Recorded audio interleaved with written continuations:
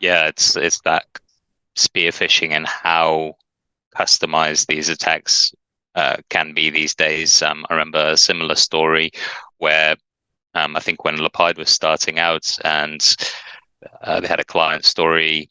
The clients used to all go to a physical coffee shop across the road from the office, and the attackers knew this, so they devised an attack offering, free membership discounts to this cafe, and click on this link, and lo and behold, all of the staff clicked on that phishing link because it was looked so legitimate. So one more. We'll just fill. This will be the podcast where we tell all the stories that should terrify everybody. That should be the title. Put that in the title of this thing in the footer. So there's another one I shared. I was actually speaking at my son's school. They have a cybersecurity course, and they asked me to come in. And rather than talking about what Spirion does, I talked about all the things to terrify them, so they could actually understand that they should protect their data. And there was one that came across the wire a couple months ago, and it was a QR code. There was a QR code on the door of one of those boba tea shops, which I don't understand, but I guess it's a thing.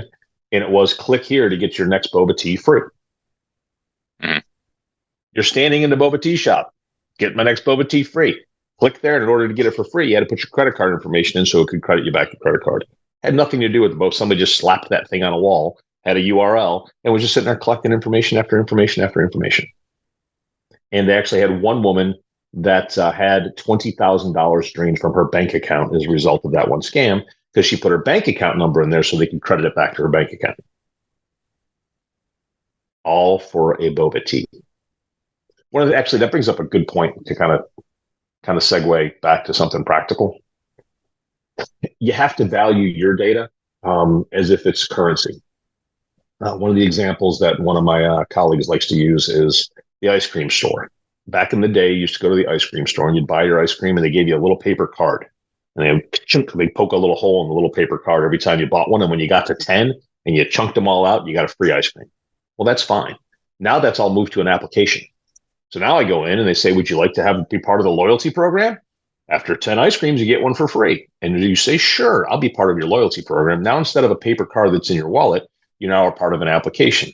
They now know what kind of ice cream you eat. They know when you're not home. They know how often you eat ice cream. And they can now sell that to people that want to market you diabetes, all kinds of different stuff. And you have to say, is the free ice cream worth giving up that amount of privacy? And I think when you start looking at it that way, instead of having a whole key ring full of loyalty cards because I get 5% off, I mean, I love the moment I go to the gas pump. It's like, get 11 cents off every gallon. Just tell us everything about yourself so we know every time you buy gas and where you are and what else you buy when you're at the store. I'm like, I'll pass.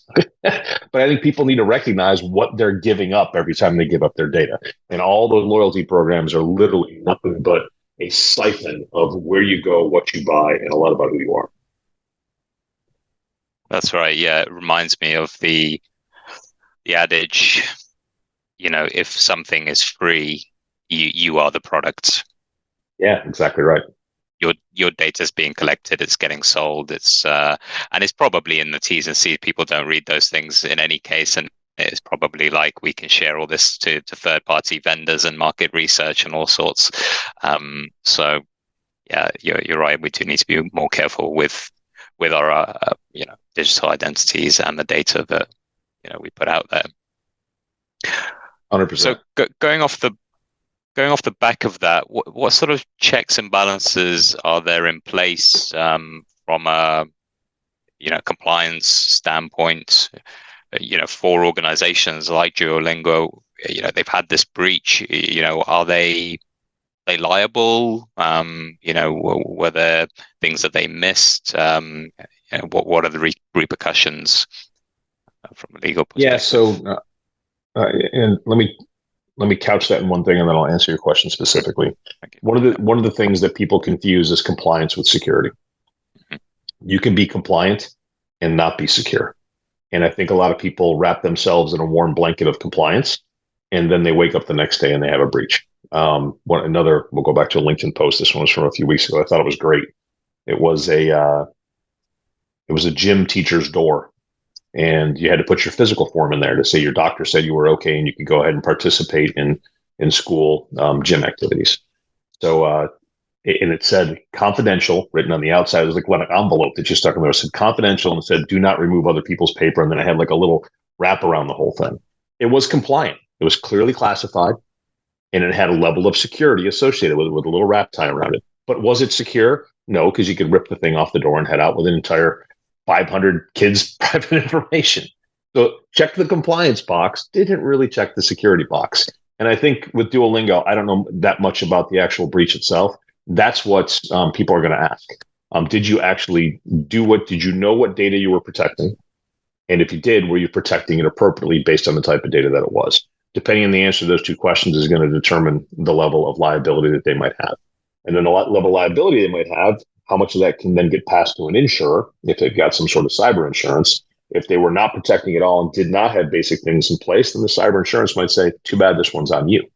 And then the determination of how much is that going to go ahead and cost.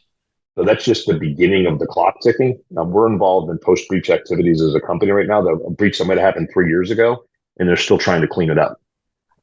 Because you realize that a bad actor had been in your system for 6 months. Where were they? Well, we can find out where they were. What else did they exfiltrate? You can figure that out. But what else did they do when they were in your system? And if they had access to all of your mailboxes while they were there, and you can't prove that they didn't exfiltrate something, then you have to assume that they did. Now you got to go scan all those mailboxes to find all the personal information to make sure that you notify people appropriately. So it can be a mess if you don't have a good handle on where your data is and who has access to it.